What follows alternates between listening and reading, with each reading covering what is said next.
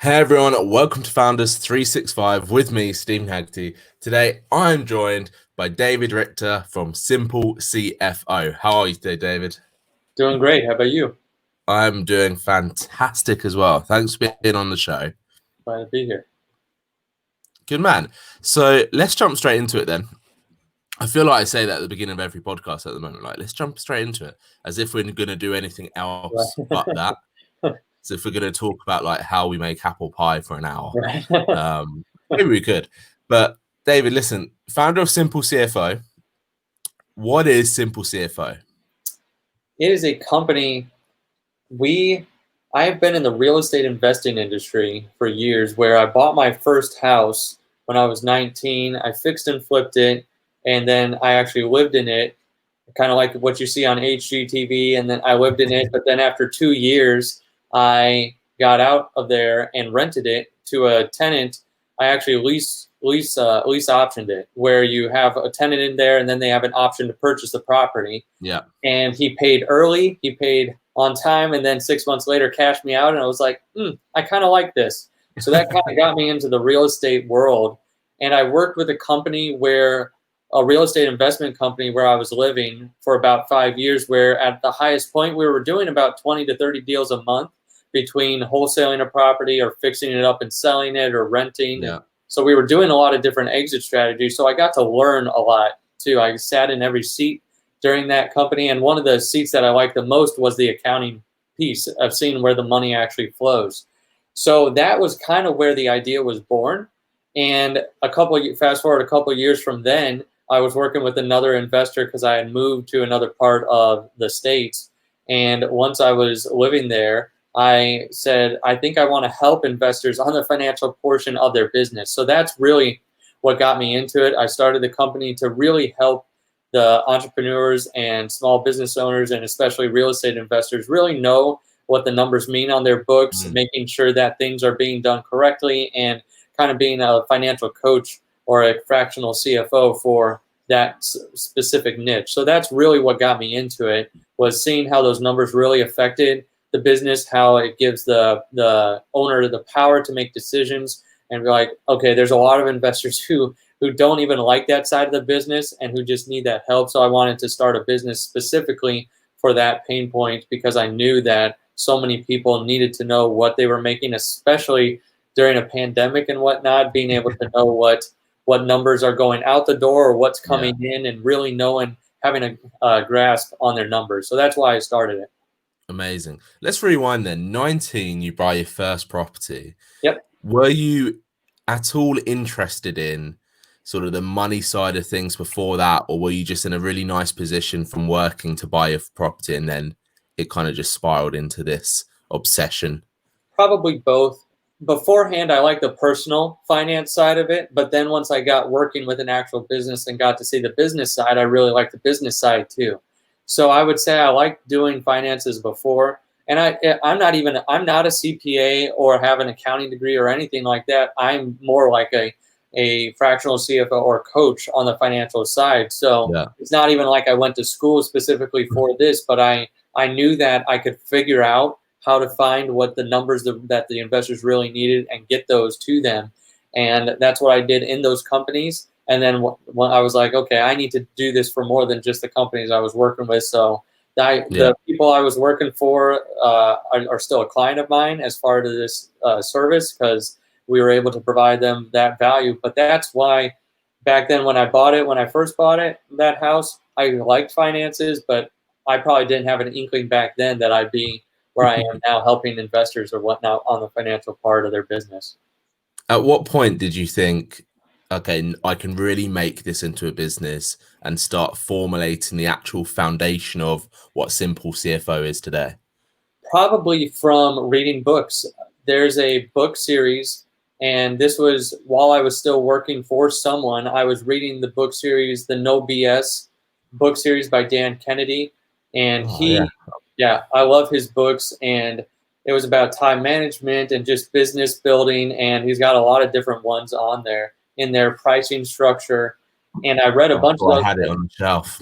And I read a bunch of those and said, man, I could do this with that idea of helping Yeah. investors on the financial part of their business, because it's such a needed thing, not just for investors, but just business owners in general. So I knew that there'd be kind of a even different niche than an accountant or a CPA who does the taxes. This, because all we do basically is help them know the numbers and then help them implement like an actual cash flow management system. We use Profit First. I use that book and that methodology, which is from Mike Michalowicz, wrote a book, Profit First, and that's kind of a cash flow management tool that Simple CFO uses to implement in businesses. So it's been a pretty awesome journey, but that's kind of where we are now. Amazing. And you read over 50 books a year, right? That's what, yeah, I'm on track to do that again this year. So yeah, I try and read a lot. Last year was the most that I had ever read in a year. I think it was 131 or something. Wow. Is what I ended at. But last year I was just book crazy. This year I've toned it down a little bit, trying to be more like retain everything. One a week, you know, right? give it a take. Do more like one a week instead of, one every couple of days. But yeah, I try and read a lot to better myself so I can help other people. What direct benefit do you think reading that amount of books gives you versus people that don't? Probably just it makes myself more interesting. I could talk about more things. But as far as that goes, it's really the knowledge that I can gain from that, and just getting, honestly, out of all those books last year, maybe I only retained from several of them, or like got really big nuggets that changed me. But then it's almost like the law of averages. Like if I would have only read those books, it would have been like, how would I have known I would have read those books? Because like it's almost like each book linked to the next one. Yeah. And eventually, I got to the ones that really impacted me. But I would say that if you're going to read and you want something out of life, whether it's you need relaxation time or if you need to learn a skill or something, look for the books in that specific area, because that's where, once I read Dan Kennedy's books, it kind of gave me more of a direction, like, oh, I think I had this idea already, but then I think I could actually make it a business. Then it was just like spiraling into more books from there, reading about business and making sure that I was setting it up correctly. So I think just the more books I read, it gave me a better chance of being able to help not just myself, but other people around me. So it gave me more, it gave me a better percentage chance to help. Oh, for sure. Out of those, what was it, 132 books you said? Something like that, yeah. Out of those 132-ish books last year, what is the one book that you would give to someone tomorrow to read? That's a tough one. You brought it up.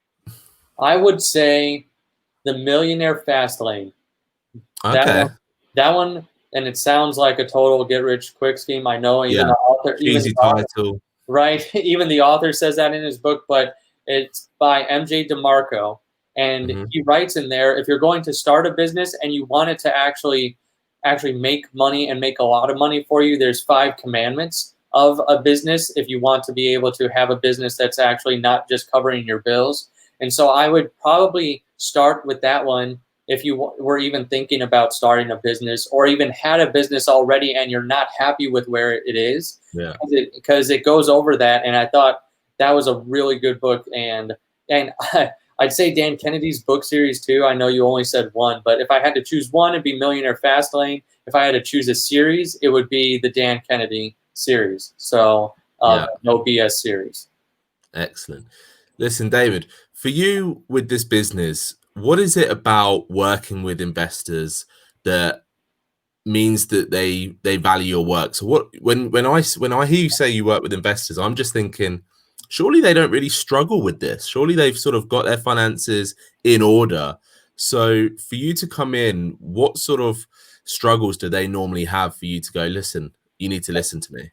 These are the people I'm working with are more small business owners where they view themselves as investors and they're just out there to get the next deal or buy that next fix and flip, do that next turn deal or buy that next rental for themselves. So they've got the marketing and sales down and they've got that portion of their business or the operational portion, but usually the finance side for a lot of the small businesses are just, they don't know what to look at. So they don't know how to interpret the numbers, and real estate specifically, the books of them, because they're asset based and not specifically service based, can be a little bit more difficult, because when you buy a property, it's an asset, and then where those entries are supposed to go and what does that really mean for their cash flow. So it can be quite, especially if they're doing a lot of them, it can be quite confusing if they don't have someone who can speak their language and actually understand the accounting side too. Because there's a lot of people that I run into that have accountants, they have CPAs, or they have people that are doing their books or whatnot, or doing their taxes for them, but those people don't speak real estate investor. And that's what makes Simple CFO different, is like, I've owned properties, I've had my own rentals, I've done my own fix and flips, I know what those mean, and so I can talk their language, but I can also say, like, okay, this is where the numbers are and this is what it really means. So I would say that's one of the biggest value pieces I bring, is that, and Simple CFO, our company, brings, is that we're able to speak that language and also say, like, okay, this is what it really means to you too. So that way the investors know where they stand. And also the cash flow management system, the profit first, and being able to say, okay, this money is for my operational expenses, or I'm going to actually save for taxes during the year, instead of tax season comes up and now I have to do another deal and go out there to make sure that I can pay that tax liability. So that's where I think specifically where we help people and bring that value is being you're humanizing the lingo. Right, exactly. Being able to speak that language. So you obviously mentioned that you worked for someone else before you started Simple CFO. How did you handle the migration from that employee to founder? Even though you had been flipping and investing yourself, it's still quite a different attitude when you're running a business. It really is. And I was in the small business world, so I was almost, even as an employee of that business, you still have some flexibility and freedom, especially in the real estate world. So because I had gotten to the point where, I was on the leadership of those companies, so I still felt like, maybe that I felt almost like a part owner in the business. That was a very much credit to the owners that I've worked for in the past for creating that culture. But then from there too, I would say that the leap to actual business owner and entrepreneur is definitely still a big one, and something that as a W-2 employee, you kind of always have that in the back of your head. And I've talked to now as a business owner, talking to other business owners that say, yeah, that'll be in the back of your head probably for a while, wouldn't it just be easier to go get a job? And there's some days where I wake up saying that, and some days like, this is the best thing ever.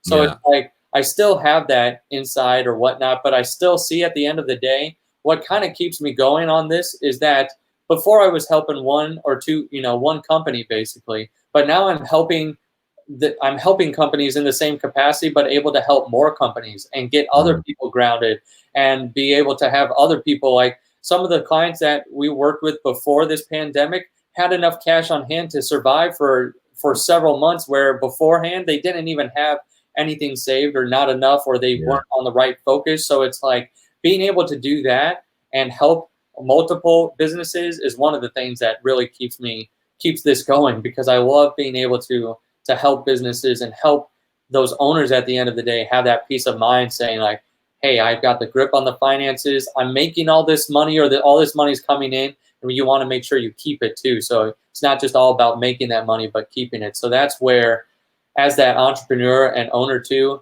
that I had to make that that mental switch to being like, okay, I want to help more than just the one business. I want to help multiple businesses, and I want to make sure that the real estate investors have a chance. They have a chance. They actually have an opportunity to not just make the money, but keep the money. So that's what keeps it going in my head.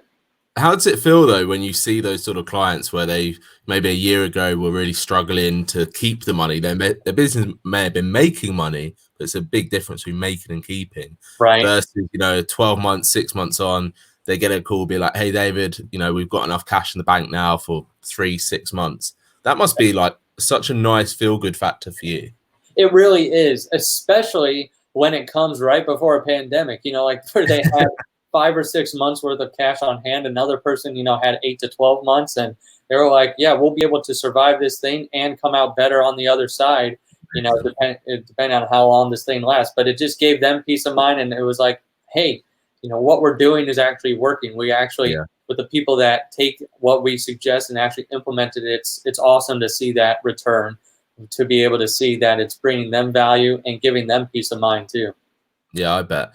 Let's talk about the pandemic then, because obviously finances are probably being pushed to the people's forefront of their minds. Right. How do you think this is going to change the attitude of saving and keeping cash and making sure, you're working towards those profits?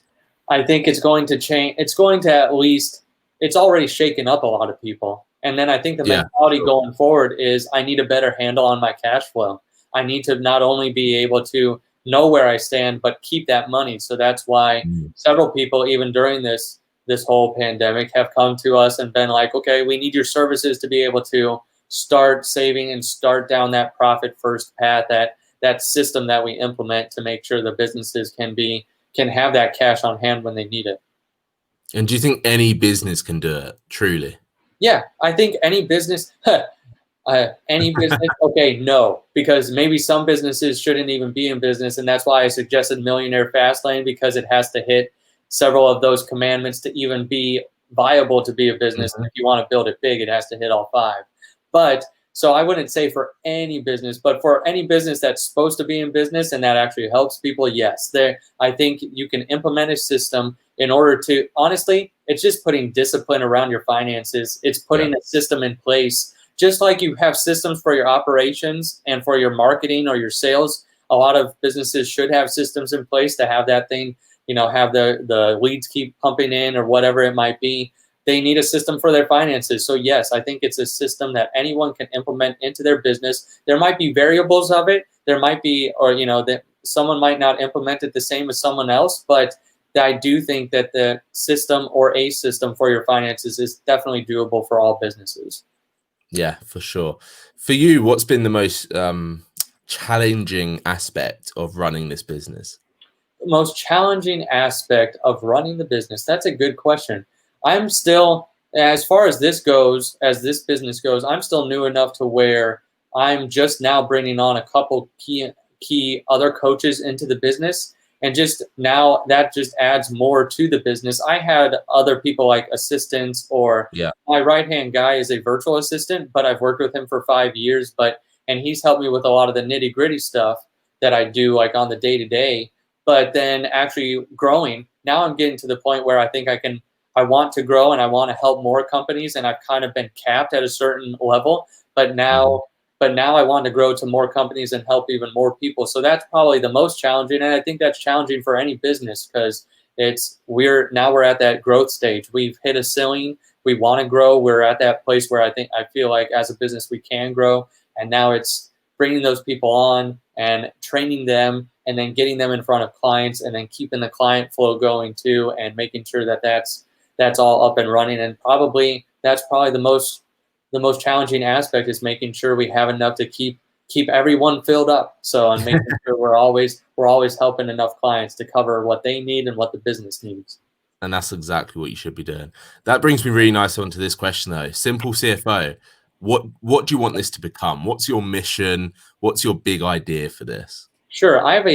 My background, and I don't know what your background is or a lot of the listeners, I come from a religious background, so I like giving a lot. So everything that I tithe 10% of it, but then the business also supports several missionaries. One of them was one that I actually had another side business years ago, where during the real estate world, where I would build Podio systems for people. Podio is a CRM software. Yeah. So for real estate, and we would build them for real estate investors. Well, the partner I had in that business actually became a missionary, and we support him, and we support a couple other missionaries too. So that's probably the big goal for us, is I want to be able to support like 50 missionaries from the business. Wow. And then I also want to give away a certain amount of dollars too from the business. And that's probably another thing that pushed me into the business, because I've always felt capped on what I could give as an employee. I'm like, I always either need a raise or I need to cut my expenses in order to give more. You've got a set amount per year. Right. Exactly. So like on this, it's as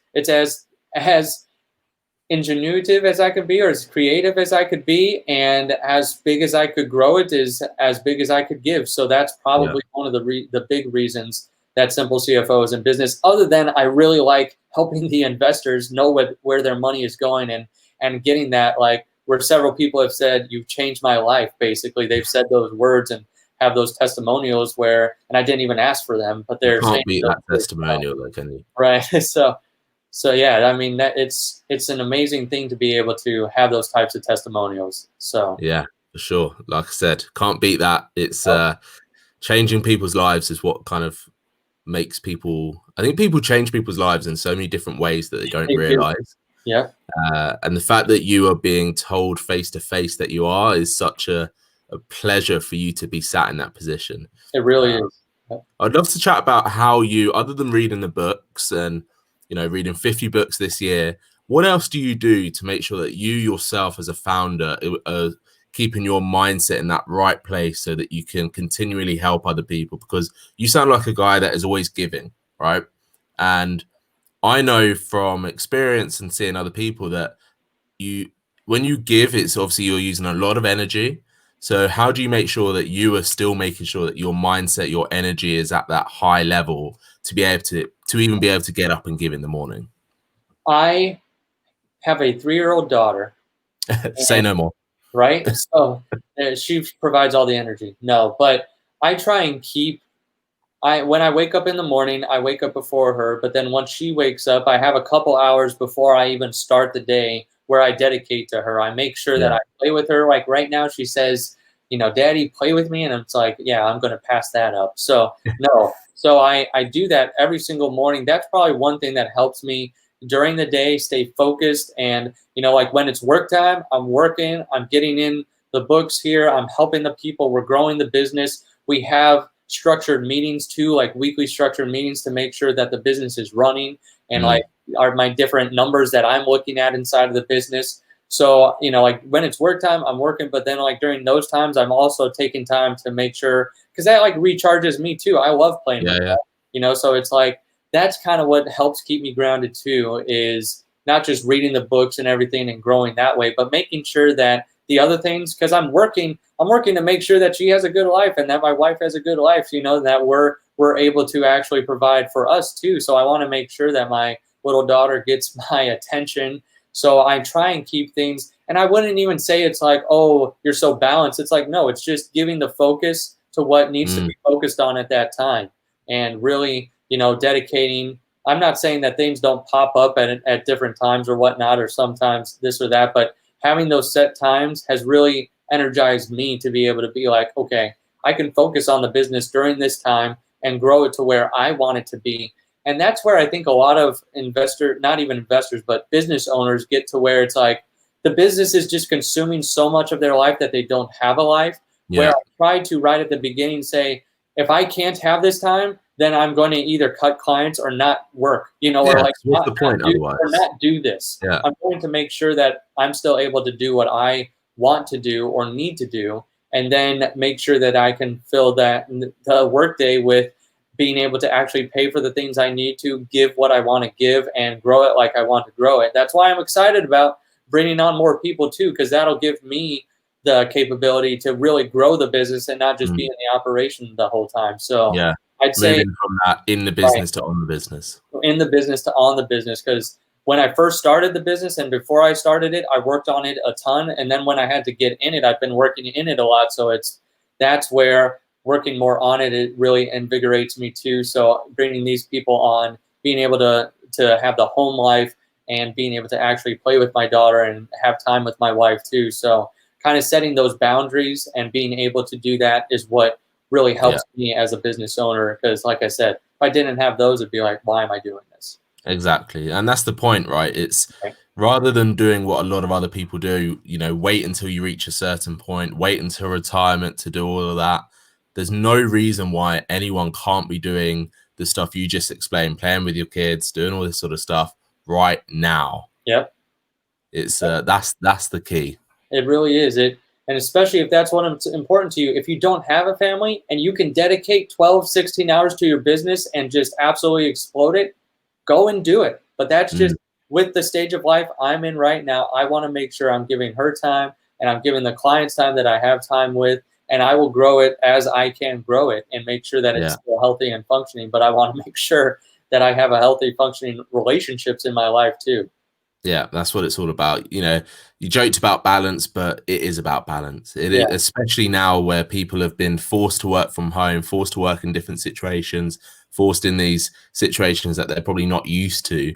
I think people are really struggling with that balance side of things. So it's really refreshing to actually hear from other founders as well that you're not all about the 24-hour hustle. You're about listen, because I don't start anything before 10 a.m. The awesome. morning is mine, and then Good. 10 a.m. my day starts. I Every like that. single I like morning, 10 a.m. starts with my Founders Elite Group Mastermind. We all get together, have some focused hour time, and it's the perfect way to start a day. awesome. Again, I commend you for that. But David, listen, one of my final questions to you is, and I feel like you're going to really nail this question just because you've read like 200 books. So you've really got no excuse not to nail this question. Okay. But if you were going to give 3 bits of advice to a founder and they were stood right in front of you right now, what would those 3 bits of advice be? That is a great question. And after reading so many books, there's so many different things that I could say. I know this is that So you could go down the finance route, you could go down the mindset route. This is entirely up to you. probably what I was just talking about there, have the boundaries for yourself and know yourself first. Know yourself, know what you need, because some people are built to be billionaires and they can do that grind and get and work the highest and best use, and that's what they're supposed to do. Some people build $1 million businesses. Some people don't even need a business. They can go to work and still have that balance. So figure out yourself first, because Yeah. you're going to be grading against yourself the whole time if you're not doing what you're supposed to be doing, or if you're compromising those things that shouldn't be compromisable to you specifically. So I'd say number 1, know yourself.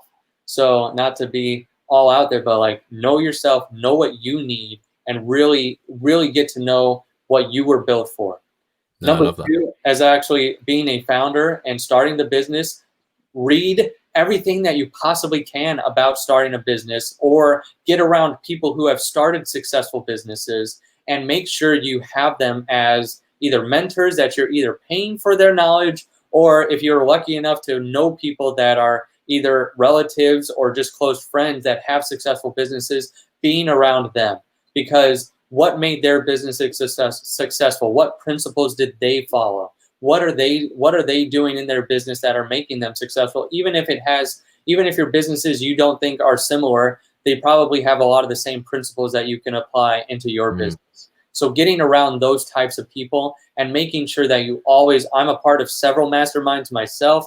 I make sure that the people that I have on my team are go-getters and like the people that I want to be around, and I'm on weekly calls with those masterminds or with those high-level people that I respect. So get around people that are where you want to be.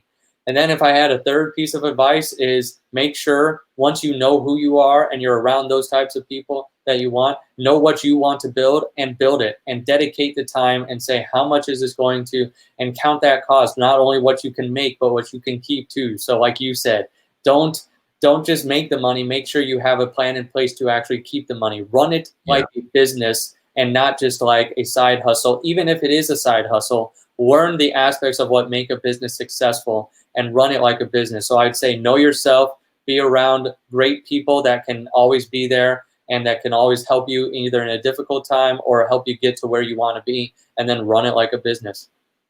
Exactly, David. I knew you would have 3 spot-on ones, even if you pulled them from the top of your head. Perfect, my friend.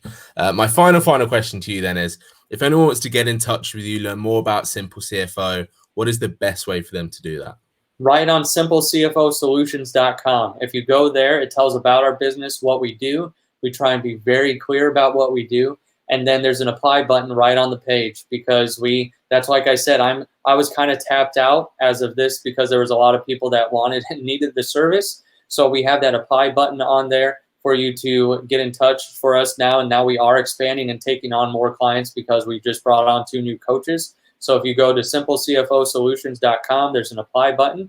There's also, I did write a book too, and whenever I'm on a podcast, you can buy it on Amazon, but I don't want to push that. I always give it away for free. It's called Less Stress, More Profit for the serious real estate investors. So if you want that book, you can email lessstressmoreprophet@gmail.com, and it sends you back the audio version and the ebook version, because I knew my audience, at least as real estate investors, didn't like to read an actual book. They like listening to it in the car or on the go. Exactly. So I like doing that whenever I'm on a podcast, just giving away the audio version and the ebook for free, because like I said, I like giving back. So you can also get that too, and that book is just to help with some practical things. It's a very short book, so you can just get that and see if it helps you on the financial portion of your business. David, you're a star. Thank you so much for coming on. Yeah, I appreciate it. Thanks for having me. I've thoroughly enjoyed this conversation, and really looking forward to just seeing how Simple CFO evolves, and you bring on more coaches, and I'm sure that you're going to be doing some amazing things happening. Awesome. I appreciate that, Steve. Thanks everyone for listening and watching. This has been Founders 365 with me, Stephen Haggerty.